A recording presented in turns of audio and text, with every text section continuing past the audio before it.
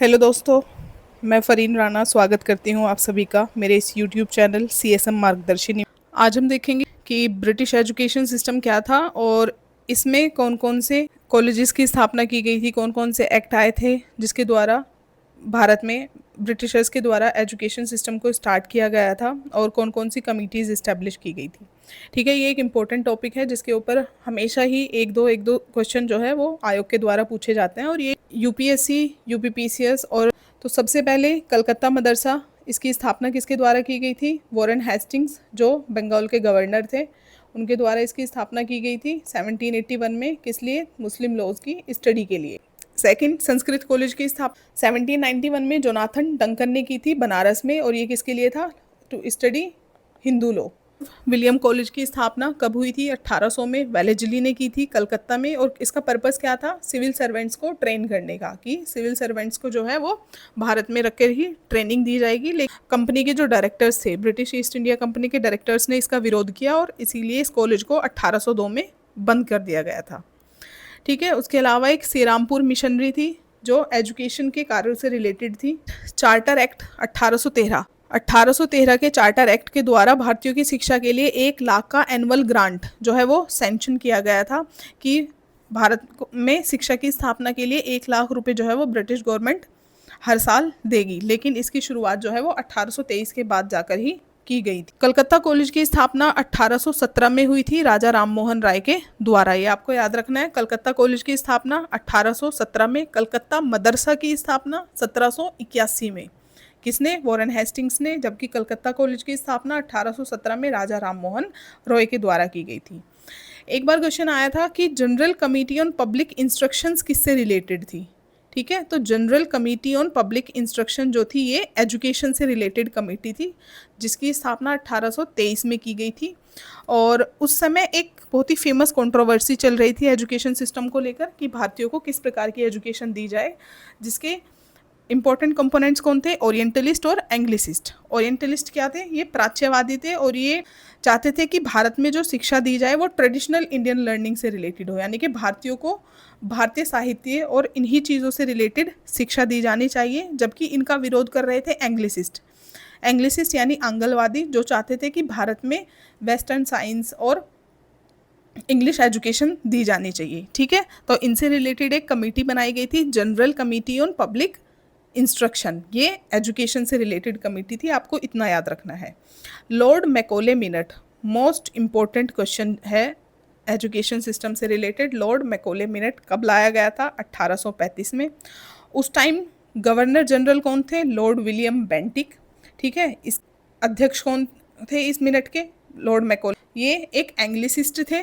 ठीक है, और इन्होंने वेस्टर्न साइंस और लिटरेचर के ऊपर ज़्यादा फोकस किया था। इन्होंने अपनी रिकमेंडेशन दी थी कि हमें भारतीयों को वेस्टर्न साइंस और वेस्टर्न लिटरेचर की शिक्षा देनी चाहिए और उसके लिए इंग्लिश मीडियम का यूज़ करना चाहिए। ठीक है, एक और चीज़ जिसके लिए फेमस थे वो था downward filtration theory. Downward filtration theory क्या कहती है कि हम केवल कुछ ही लोगों को एजुकेशन देंगे जो अपर और मिडिल क्लास से रिलेटेड है और उसके बाद यहीं से ये शिक्षा जो है वो अपने आप ही फिल्टर होकर मास, यानी कि जो नॉर्मल लोग हैं उन तक पहुंच जाएगी, पब्लिक तक पहुंच जाएगी। यानी कि हमारा पर्पस क्या है? सिर्फ अपर और मिडिल क्लास को एजुकेट करना।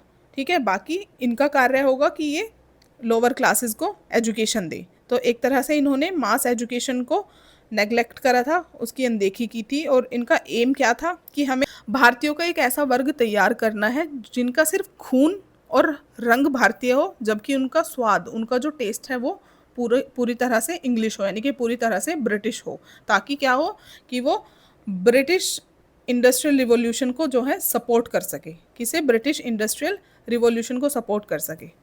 तो ये मैकॉले मिनट था, आपको याद रखना है। मैकॉले मिनट किससे रिलेटेड था? ये ब्रिटिश एजुकेशन सिस्टम से रिलेटेड था, जिन्होंने डाउनवर्ड फिल्ट्रेशन थ्योरी दी, इंग्लिश मीडियम की एजुकेशन को सपोर्ट करा। साथ ही इन्होंने कहा कि हमें वेस्टर्न साइंस और लिटरेचर पर ही ध्यान देना है और सिर्फ अपर और मिडिल क्लास को ही एजुकेट करना है। Next, James Thompson. James Thompson क्या थे? ये नॉर्थ वेस्ट प्रोविंसेस, यानी कि जो आज का प्रेजेंट डे का यूपी है उसे पहले नॉर्थ वेस्ट प्रोविंस के नाम से जाना जाता था, तो ये उसके लेफ्टिनेंट गवर्नर थे। इन्होंने विलेज एजुकेशन के ऊपर फोकस किया था, ग्रामीण शिक्षा के ऊपर, जिसे वर्नाक्यूलर लैंग्वेज यानी कि वहाँ के लोगों की आम भाषा में ही, वहाँ की स्थानीय भाषा में ही शिक्षा दी जाती थी।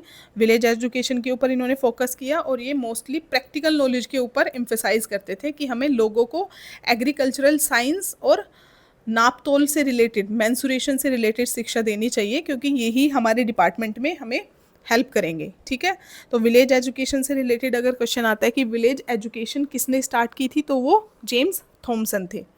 Next, Wood dispatch.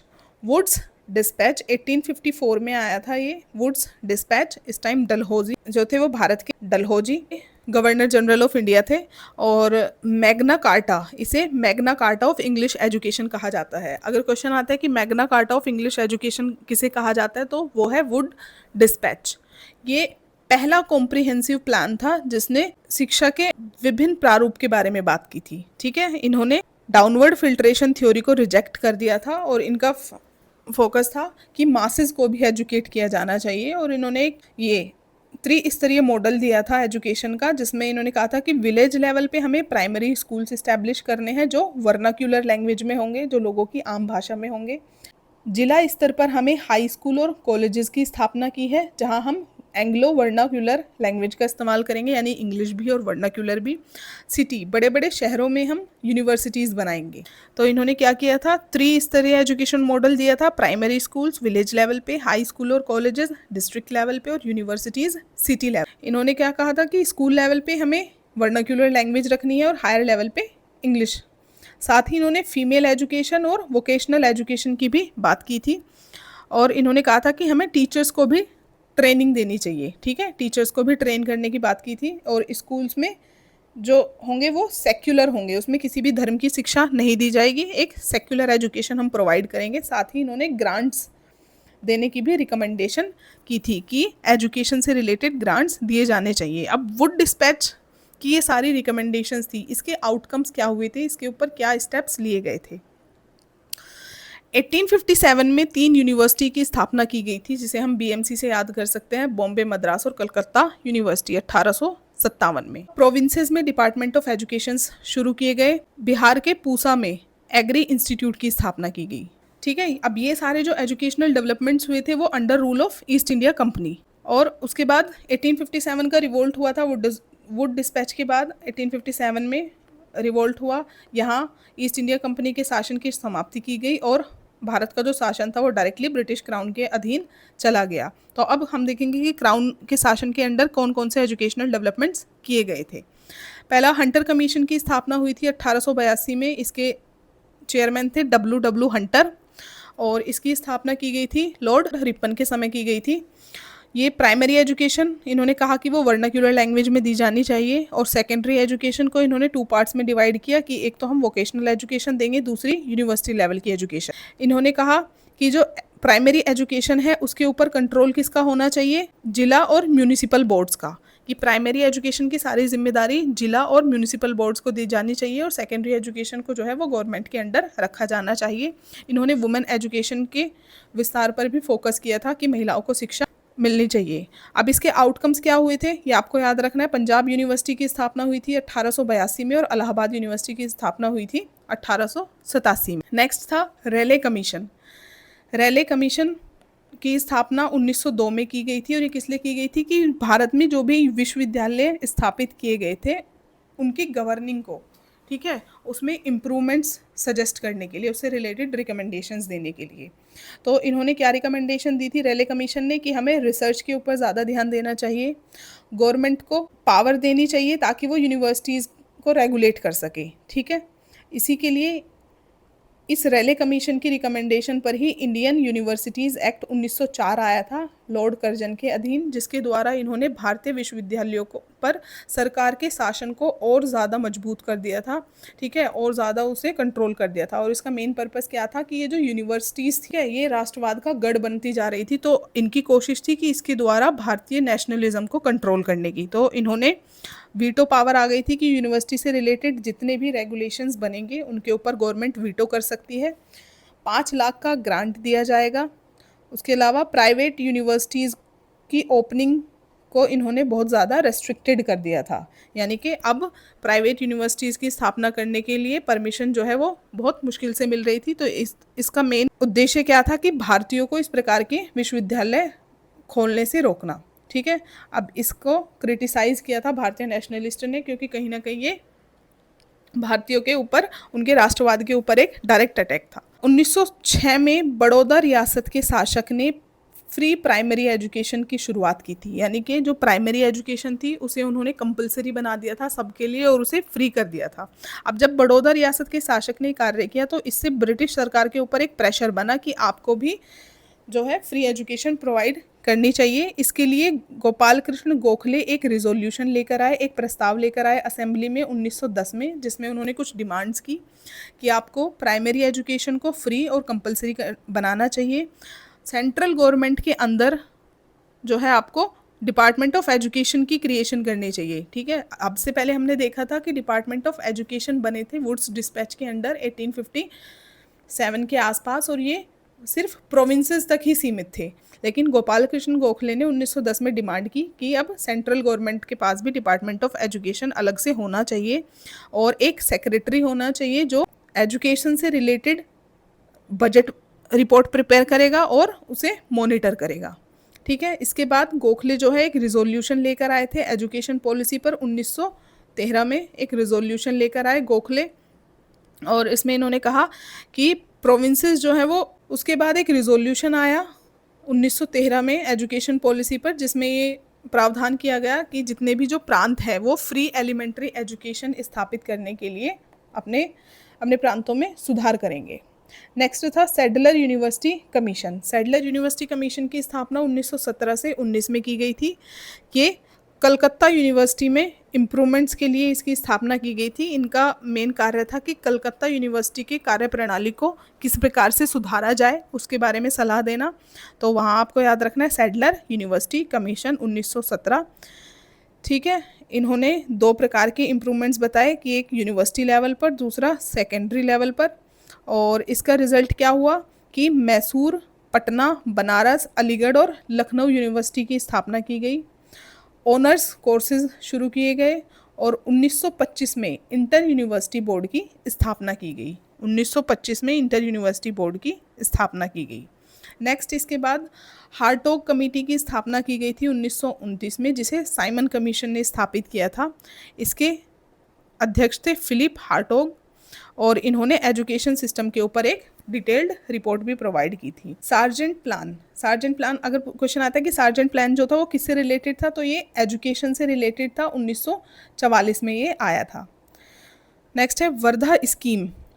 ये बहुत ही फेमस क्वेश्चन है यूपीएससी का और पीसीएस का कि वर्धा स्कीम किससे संबंधित थी। तो ये बेसिक एजुकेशन से संबंधित थी, जो अक्टूबर 1937 में लाई गई थी।